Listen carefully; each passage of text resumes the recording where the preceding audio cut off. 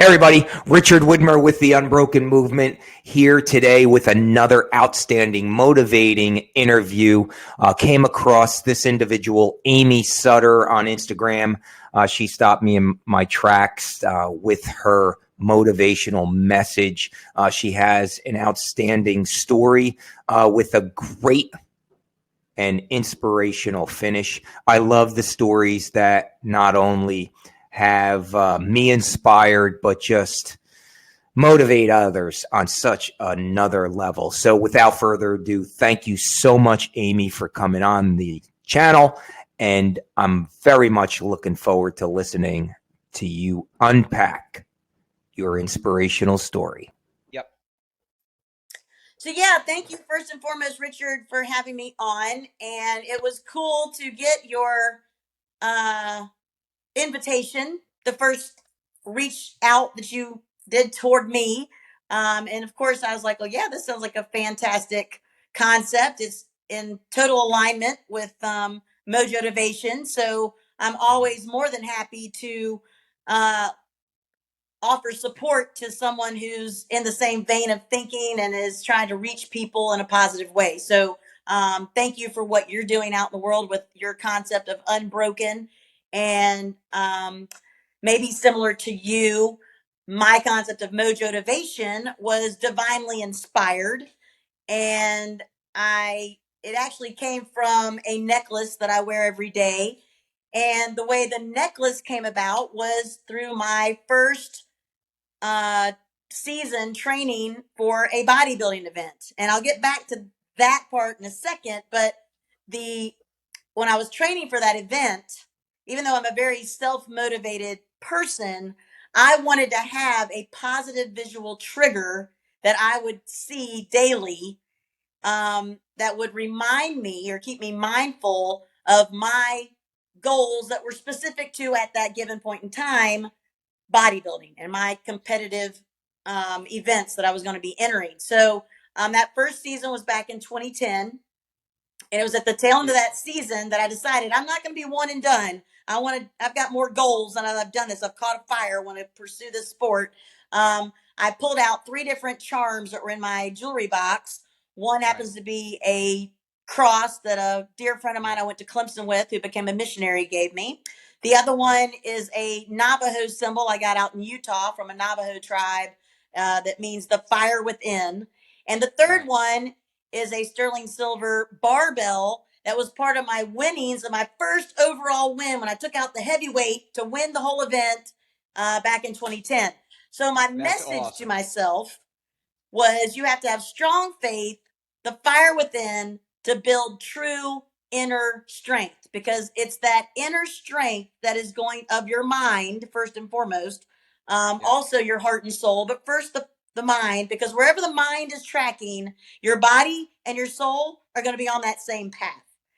It's the mind, it's that decision process, that intentional drive that is going to get you to move this physical body and then ultimately fuel your soul. So that were you always in this mind frame, in this, mojo type of business platform? I was not looking to become a motivator or inspiring speaker, that kind of thing.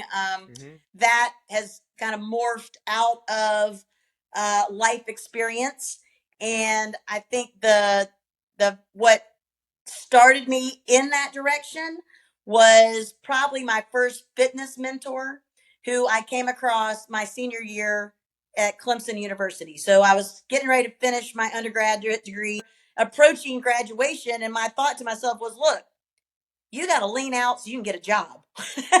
That was kind of my thought, or my why, if you will. So I started looking at opportunities to conquer that.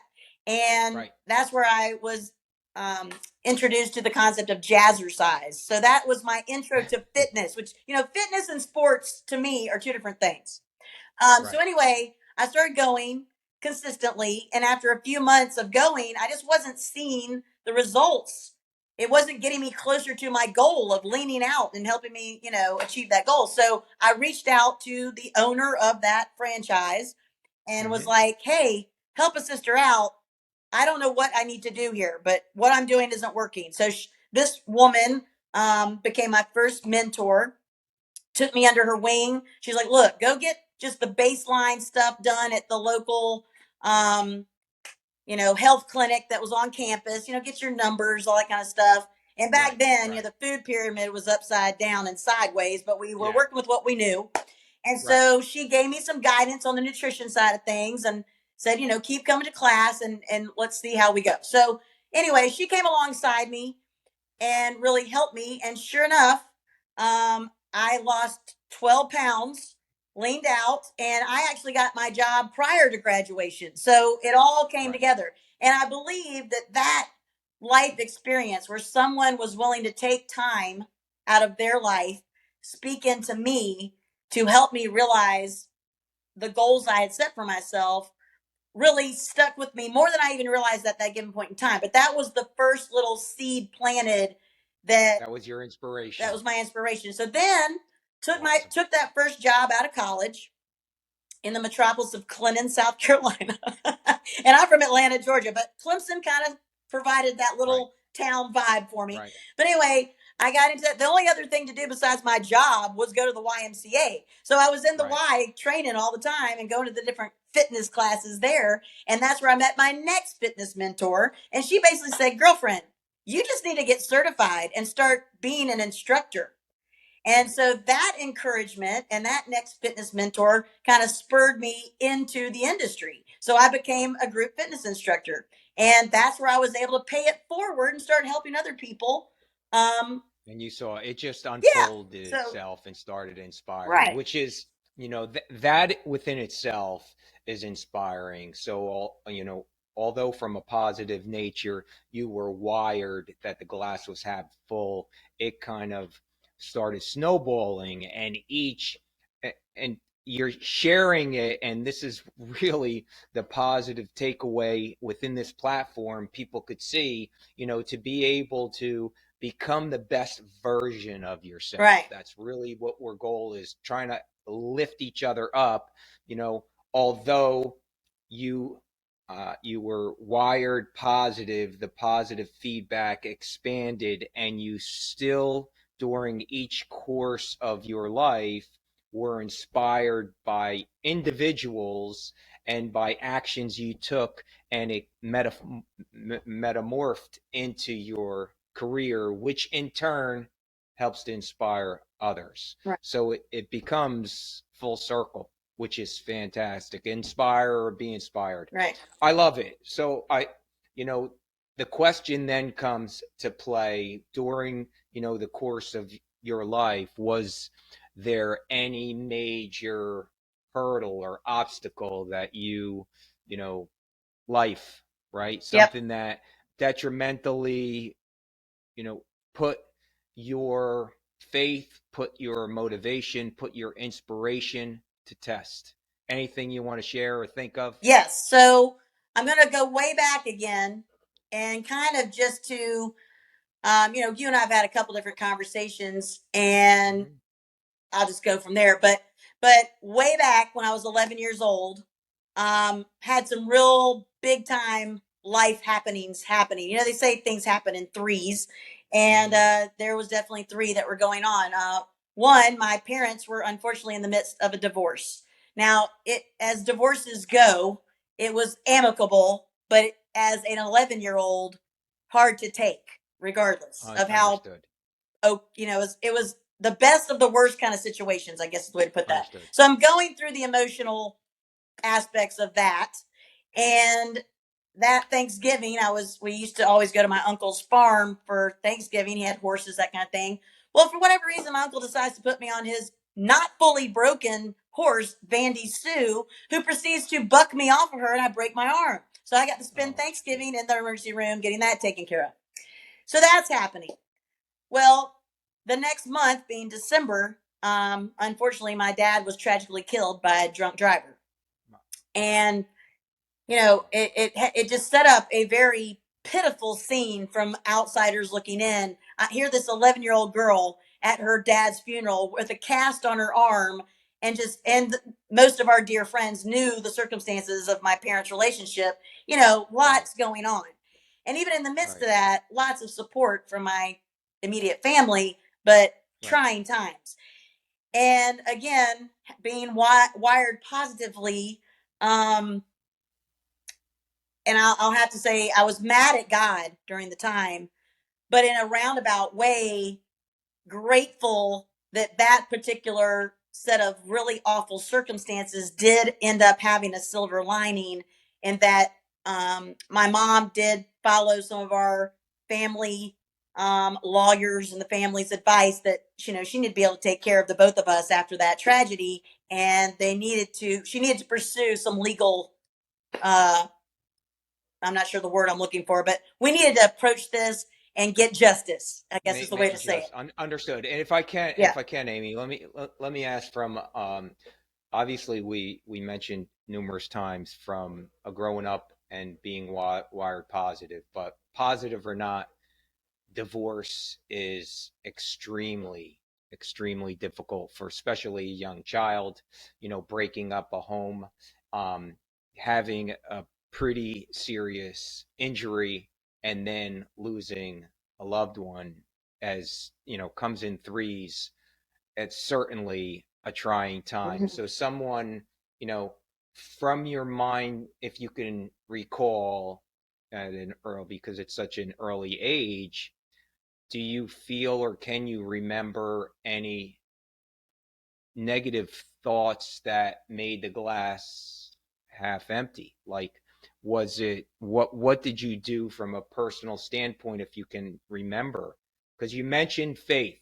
Were you what was it, a Sunday ritual when your parents were together as whole? Was religion brought up, or did you eventually find at some point in time? What kept you think, moving from that tragedy to move forward? Yeah, I remember really um I was more upset with God allowing all those circumstances to happen. I'm not saying that we're Mm, puppets, but he knows right. how our life is going to play out. And I was really upset more so with him than I was the actual driver of the vehicle that made poor choices and ended up taking my dad's life. Who, by the way, he and his pastor, he had enough courage to come visit my mom and I to express his apologies the best he could. Wow. Um, Right. and I remember telling my mom, I'm like, again, I'm 11 years old. And when he Right. left, my I said to my mom, I just looked at him like, wow, he was cute. And I guess I was just Wow. thinking how it had to be a monster who would do something this terrible. Right. So, but I was more so, I never had any bitterness against him. Right. He just has to live with this his whole life too. He did have to spend some time in jail a little bit too, with it Right. going through the court systems. But I didn't lose faith in God. I was probably even more so a believer because I believe He's the one who's driving our life, and these Right. things are going to happen. We don't live in a perfect world. Um, Right.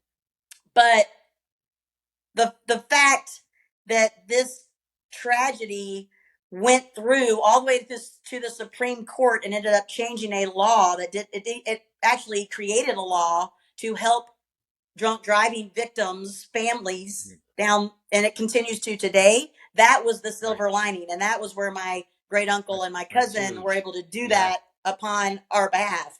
And Right. but so at least I was able to get that silver lining out of a very tragic event. But I don't know, I did have a faith challenge there, but I was more angry with the fact that the circumstances were allowed to happen and I had to experience it and my family had to Under experience it, that kind of thing. under Understood. Yeah. So as you moved on as a teenager, a young adult, did from that situation, how did you recover from your faith, from your inspiration of the faith, from your overall perception on what had happened? I would think my father would want me to keep moving forward. You know what I'm So you saying? think that I, feeling that as your inspiration, yeah, because you're he was such a positive person, great sense of humor, loved life. Yeah, I just didn't. I think that's really all I had to really grasp on was Right. he's not gonna. You're still here, and you're not over. So how how what else is? What's the other option? You know, Right. do you want to live a miserable life, or I mean, do you think he would probably want you to go on and keep living your life and being as who you are, who you were wired to be. So I think that's Yeah. probably what kept me more so in a positive vein and not spiraling downward in the other Yeah. direction. Understood. So, you took that into as your inspiration, which is the way it should, instead of the reverse. Yeah. And I know we had shared other conversations, but I know there was another event very impactful to you regarding health. You Yes. had a health stem. Share Okay. share with the audience on that situation. Yeah. So fast forward to my mid 30s, and I had gone back to get my master's. I was in my corporate career and had just a couple years prior to this happening, I had been given an opportunity through a promotion that relocated me from South Carolina to Pennsylvania. And Mhm. once I proved to myself that, that was my next goal that I had on the slate, once I got that accomplished and was, became just a well oiled machine, I was doing it, proved to myself I had done it, conquered it. I was like, okay, I'm bored. What's the next challenge? Right, right, So right, there was right. nothing in the company that I could take on as a new role. So I asked my boss if he would support me going back to school. So he's like, yep, sounds good. So I'm still doing my corporate role, spending the weekends in Manhattan going to class. That was a 2-year program. All of my classmates were from all over the world. And so we get to where Mhm. we've graduated, and one of my friends from India said, look, I'm going to be over in India on a family vacation. You should hook up with us at the tail end of what we've got planned and spend some time if you're interested. And I said, listen, if you're not kidding, I'm coming. So that was Right. my graduation present. Again, next mile marker, master's accomplished. Let's go Yep. celebrate our accomplishment. And so I took her up on it, went spent 2.5 weeks in India, had a great time. I come back. I'm at my 37th birthday, and some friends, another classmate and her husband were coming in from the city to where I lived in Pennsylvania to spend the weekend with me and celebrate my birthday. Hmm. I start having crazy chills that led to body aches, high fever, not being able to keep anything in, bad situations starting to happen. And it all resonated to my gut. And I have a high tolerance for pain. Right. And I also don't like to go to doctors unless I really have to go. And my neighbor is trying to help me. She's like, girlfriend, you need to call. Just let me know when you're ready to call the ambulance. I'm here for you. Good. A Good friend from Lord. South Carolina, we're talking on the phone. I'm telling her how bad I'm feeling. She's like, your body's trying to tell you something. Call. Get her to Good call. So gracious. I finally subsided or gave in, surrendered. And I'm like, Felt okay. like felt like shit Yeah. enough. I mean, it's like, Okay. this is Yeah. something's way worse than I think Right. is Right. really happening. Right. We got to get this checked out. Right. So my neighbor makes the call, and I'm just sitting there in my pajamas ready to go. So Right. ambulance comes, picks me up. Upon arrival in the ER, I'm in a Right. little room of the ER, and they're like, "Okay, so Yeah. you're in kidney failure, Oh, and good we're Lord. going to we're going to admit you into your own room, and you're going to have a lot of people looking at you." That's all I got. Holy I'm like, shit. great. So at this point, it's like 2 in the morning because it was like 10 o'clock at night by the time I finally gave in and was like, okay, neighbor, have them come. So Right. I waited till the next morning to call my parents in Atlanta, my mom and my bonus dad at this point. Right. Yeah. And they did, they're getting ready for their day, so they were not by the phone. So I left a message on the answer machine. I'm like, okay, hey, good morning. I'm in the hospital. Just want to let y'all know they're running some tests. When you get this message, give me a call. I'm trying to, So you were keep them playing. I calm. mean, you're playing this off. Yeah, I'm just totally downplaying it because I really don't But you know. gotta, you gotta be shit. You gotta be shitting your pants at this point. I'm I mean, getting more good concerned. Lord. I would say so. Listen, we can joke and laugh Yeah, about it now because you look fabulous, but holy shit, yeah, man. I mean, really, I'm like, yeah. yeah. Go ahead. How So, long were you actually in there, in the so hospital? yeah, so I'll kind of condense this best I can Uh, for time's sake. So basically, in the hospital for a 15-day tenure of time, every test imaginable, you name it. I took on 21 pounds of fluid. I got all distended. I had to be put on oxygen because I couldn't breathe. And while I was in India, we happened to meet my friend's a friend of my mother's friend who was a doctor. We ran a free clinic while we were over there for some unfortunate people. And he was calling the hospital from India because he was, you know, working his network of people to try to find out what to tell the doctors that I could tell the doctors to test me for, you know, from their perspective. Shit. So I had all kinds of support, but yeah, they could not pinpoint it. And even after 15 days, all those tests run, I never got a formal diagnosis. They basically stabilized me through 4 battery stack pack of an IV. So Yeah. you go in, you start not feeling well to the very fact that they're talking about kidney issues and oxygen and tests, and for 15 days total, you eventually have your vitals good enough to send you home and say, good luck. We don't know. Good luck. Basically, so good luck. So where's your mind? Well, now here's where, others are listening or so, because you are obviously, well, that's kind of unique, but yet not unique. Where's your mind now? Here's a positive person, always wired that way. Where's your mind frame with a question mark on, I don't know what's going on? Because for me, I mean, listen, I'm 57 years old. I mean, blood pressure, I got to take, watch and all the above. But they gave me, okay, this is the diagnose. This is what you do to fix it, and then you go towards it. Yeah. You're left with a question mark. Yeah. Well, thankfully, I had some homeopathic people that I had been going to for years. So they also were in the mix. And one happened to be a parasite specialist, world renowned, out of Clinton, where I used to live. I didn't even know about him until this happened. He and another guy who I used to go to, or I still go to when I really need him, they are who actually ended up healing me with an old American Indian regimen, with taking low doses of basically turpentine to kill. Because what the parasite specialist told me, based on the symptoms I'd shared with him, he's like, you've got intestinal parasites. They're in the lining of your intestine. So that's why all these tests, they've got a 10% chance of showing up, right? So, so they are the ones that actually gave me the remedy, if you will. But still, you're taking low doses of a poison to cure yourself.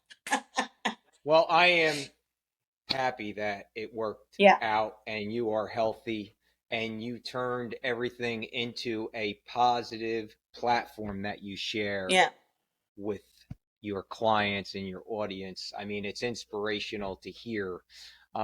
If to just for the sake of time, we want to keep this within a reasonable. If there's anything you'd like to share, just from your current representation on what you do now to the audience, on what you experience and what they should keep in mind if they experience something similar, what would you say? Sure. So once I got out of the hospital, I actually got a different promotion, brought me full circle from the Northeast back down to South Carolina. And that's where I started to rebuild my stamina. So I knew I wanted to start getting my fitness level back up. And I set my sights. I was like, you know what? I want a new goal, to be able to celebrate having gotten my stamina back to full power. And I set my sights on the New York Marathon. Didn't get into the New York Marathon through the method of the lottery system, because I wasn't able to, qualify for it. I wasn't a runner. So I switched gears, and that's where I found bodybuilding. As an artist, I'm an artist by trade, and I've always looked at the body, the anatomy, both male and female, as sculpture, and the sport of bodybuilding really reveals that. And it's just like, it's always been something I've admired, those kind of athletes. I'm like, you know what? If we can't run the marathon, let's totally change gears and let's set our sights on doing a bodybuilding event. And that's how we're going to celebrate our return to health.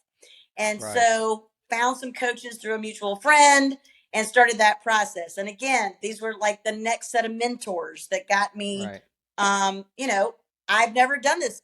Yes, I know how to train. I know some more things about Right. fitness now, but I don't know how to lean out for a competitive event. Right. And Right. so they really came alongside me, showed me how to do that. And it was that that led to me putting this necklace together. And that Right. necklace became what I called my Mojo training necklace. And that became a conversation piece that people were like, what is that about? I shared the story with y'all Right. earlier on that. Yep. And they kept Yep. saying, you've got to do something with that. You should do something with that, which got me Right. thinking about motivation and mojo, or mojo and motivation. That's I blended the two outstanding. together, went through the legal process. It's a registered trademark brand as of 2011. And Yeah. that is how I was divinely inspired That's to come up awesome. with the concept. And so when I started, once I started that brand, I was basically making similar necklaces for other people so that they would have their own positive visual trigger to keep themselves mindful of their bigger goal. And really, the whole premise of that is to build the mental muscle, that willpower muscle, That's awesome. because when you could be having a celebratory moment and Right. seeing it and be like, yes, I'm on point today. Or you could have a moment that's Right. trying to take you off track. And that's where you see this positive visual trigger. And it's like, look, Yep. this little moment is minuscule compared to the bigger goal you're working toward. And so as you Right. start to overcome those obstacles and hurdles that were once weaknesses, you become stronger. They're no longer a weakness. And that's That's how you awesome. build your own motivation. So you never lose it. Like people say, oh, they've lost their mojo. No, you Right. keep cultivating it to become that next stronger version of yourself. And so all of that to say, in my life, what a common theme or thread, which is definitely, it looks like from the surface, unfortunate, but in some regards, very fortunate, because it changed my trajectory. The adversity I faced, Mm-hmm. because I didn't just spiral into the abyss with it Right. and kept Yep. a positive mindset and outlook, it allowed me to be more open to a change of trajectory, a total change of path that then allowed me to come up with something I can now utilize as someone else, becoming now going from grasshopper to mentor. That's awesome. Yeah. No, that's awesome. That's fantastic. Listen, very motivating, Amy. Outstanding, and I appreciate you coming on again and sharing it. I just can't wait to get this out to the audience to let them be inspired. Thanks again for coming on. I appreciate it as always, and wish you only the best and success. And keep on motivating. Any last words you want to kick off to the audience? Yeah, so even when you have your trajectory change through adversity and you find yourself setting new goals, uh, remember that the word impossible can be changed by just a apostrophe and a space into I'm possible. Because who would have thought I was going to go from a life threatening experience to becoming an IFBB pro bodybuilder in 9 years' time? So Right. mind blown, right? And you just It's have to, the awesome. only way you're going to seal failure is if you decide to quit. So keep on believing in yourself, keep on positively talking to yourself so that when you face adversity, you can spin it so that you, just like myself, become unbroken. Hey, yes, my name is Amy Sutter and I am unbroken. Absolutely awesome. Thank you so much. We'll definitely stay in touch. Awesome. All right.